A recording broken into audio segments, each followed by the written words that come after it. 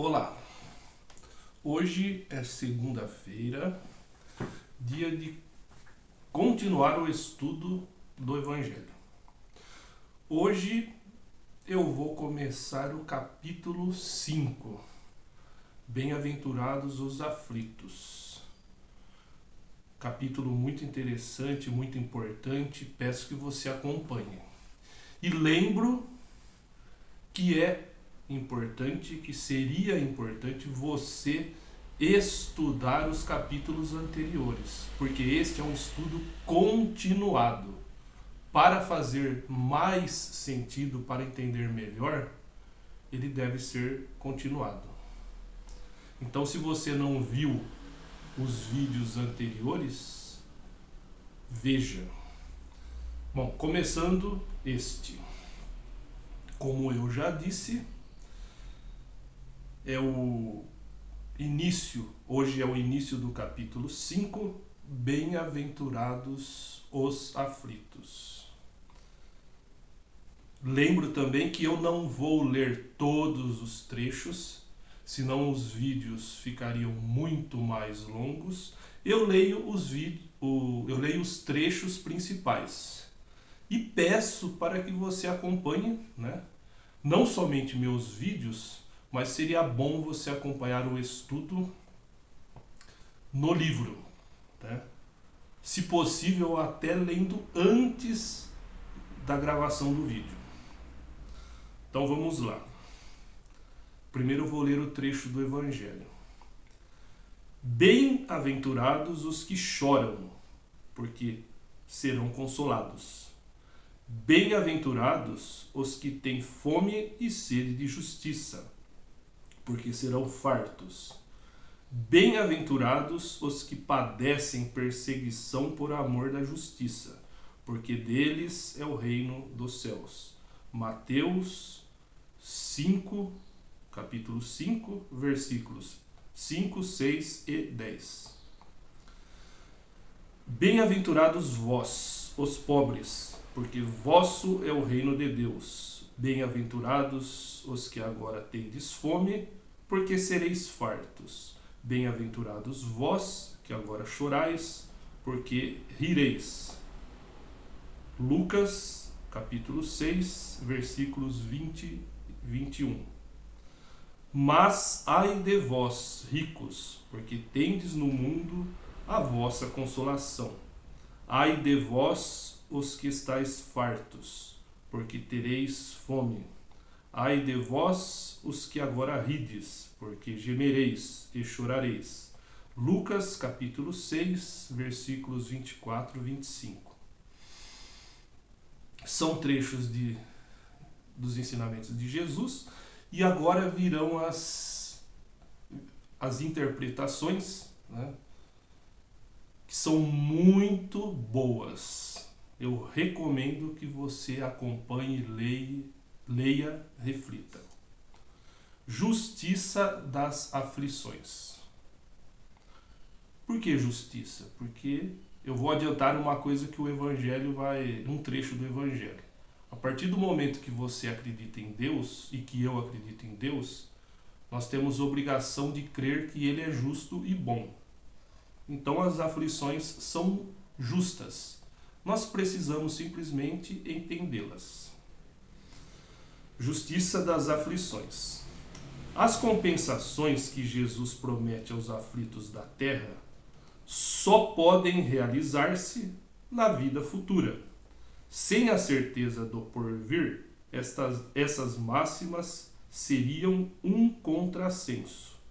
Ou mais ainda, seriam um engodo.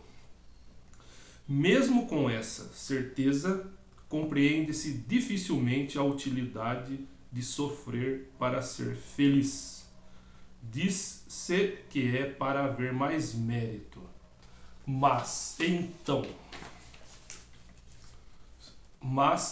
se pergunta, por que uns sofrem mais do que outros? Por que uns nascem na miséria e outros na opulência? Sem nada terem feito para justificar essa posição? Por que para uns nada dá certo enquanto para outros tudo parece sorrir? Mas o que ainda menos se compreende é ver os bens e os males tão desigualmente distribuídos entre o vício e a virtude. Ver homens virtuosos sofrer ao lado de malvados que prosperam. A fé no futuro pode consolar e proporcionar paciência, mas não explica estas anomalias que parecem desmentir a justiça de Deus. Questões muito importantes para refletir aqui. Peço que você faça isso. Entretanto, desde que se admite a existência de Deus, não é possível concebê-lo sem suas perfeições infinitas. Ele deve ser todo-poderoso, todo justiça, todo bondade, pois sem isso não seria Deus.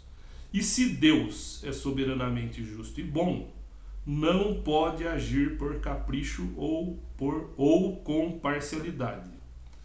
As vicissitudes da vida têm, pois, uma causa, e como Deus é justo, essa causa deve ser justa. Eis do que todos devem compenetrar-se. É o que eu citei no começo, né? Deus é justo e bom.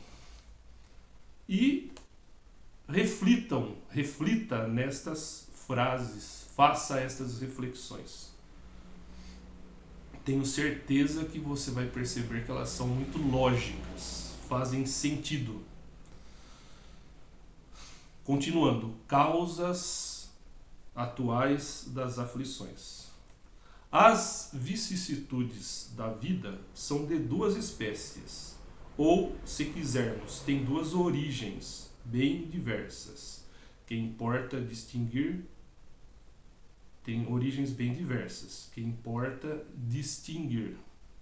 Umas têm sua causa na vida presente, outras fora desta vida. Remontando a fonte dos males terrenos, reconhece-se que muitos são a consequência natural do caráter e da conduta daqueles que os sofrem. Quantos homens caem por sua própria culpa? Quantos são vítimas de sua imprevidência, de seu orgulho e de sua ambição? Quantas pessoas arruinadas por falta de ordem, de perseverança, por mau comportamento ou por não terem limitado os seus desejos? Quantas uniões infelizes porque resultaram dos cálculos do interesse ou da vontade, ou da vaidade, nada tendo com isso o coração? Que de dissensões, de disputas funestas poderiam ser evitadas com mais moderação e menos suscetibilidade. Quantas doenças e aleijões são o efeito da intemperança e dos excessos de toda ordem? Quantos pais infelizes com os filhos, por não terem combatido suas más tendências desde o princípio, por fraqueza ou indiferença, deixaram que se desenvolvessem neles os germes do orgulho, do egoísmo e da tola vaidade, que ressecam o coração. Mais tarde, colhendo o que semearam, admiram-se e afligem-se com a sua falta de respeito e a sua ingratidão. São reflexões muito boas para todos fazerem. Eu não vou ler todas as passagens, vou até ler menos do que eu anotei, para o vídeo não ficar muito grande. Então eu vou para causas anteriores das aflições. Mas, se há males nesta vida de que o homem é a própria causa, há também outros que, pelo menos em aparência, são estranhos à sua vontade. e parecem golpeá-los por fatalidade. Assim, por exemplo, a perda de entes queridos e dos que sustentam a família. Assim também os acidentes que nenhuma previdência pode evitar, os reveses da fortuna que frustram todas as medidas de prudência, os flagelos naturais e ainda as doenças de nascença, sobretudo aquelas que tiram aos infelizes a possibilidade de ganhar a vida pelo trabalho, as deformidades, a idiotia, a imbecilidade, etc.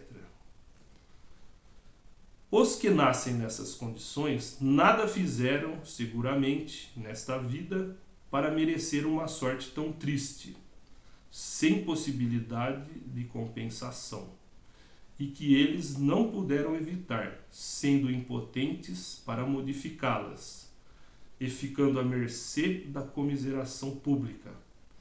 Por que, pois, esses seres tão desgraçados, enquanto ao seu lado, sob o mesmo teto e na mesma família, outros se apresentam favorecidos em todos os sentidos? Que dizer, por fim, das crianças que morrem em tenra idade e só conheceram da vida o sofrimento? Problemas, todos estes que nenhuma filosofia resolveu até agora, anomalias que nenhuma religião pôde justificar e que seriam a negação da bondade, da justiça e da providência de Deus, segundo a hipótese da criação da alma ao mesmo tempo que o corpo e da fixação irrevogável da sua sorte após a permanência de alguns instantes na terra. Também não vou ler nem todos os trechos que eu anotei, para o vídeo não ficar muito grande. Eu estou lendo os trechos principais e quero incentivar também que você leia, né? Então eu vou ler o último trecho.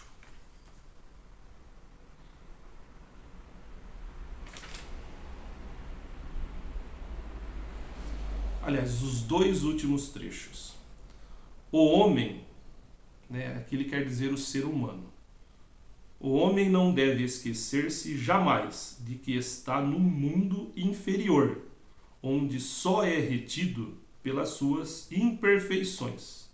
A cada vicissitude deve lembrar que, se estivesse num mundo mais avançado, não teria de sofrê-la, e que dele, ou seja, da pessoa, do espírito, do homem, da mulher, depende não voltar a este mundo, desde que trabalhe para se melhorar. É a lei do progresso, né? E o último trecho que eu vou ler: não se deve crer, entretanto, que todo sofrimento, porque se passa neste mundo, seja necessariamente o indício de uma determinada falta.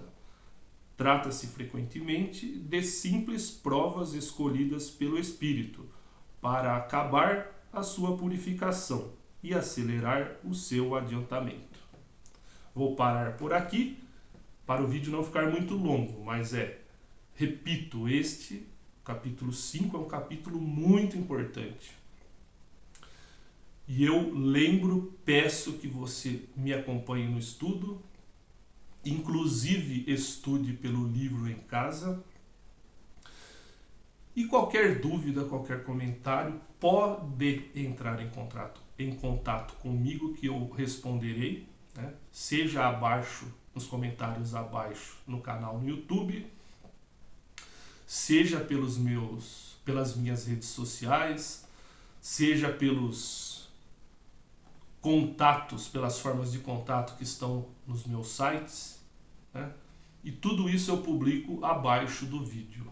Entre em contato comigo, não perca este estudo e compartilhe e divulgue com mais pessoas. O estudo do Evangelho é muito importante para o nosso dia a dia, para a nossa compreensão e, consequentemente, para aquilo que fazemos na nossa vida. Muito obrigado.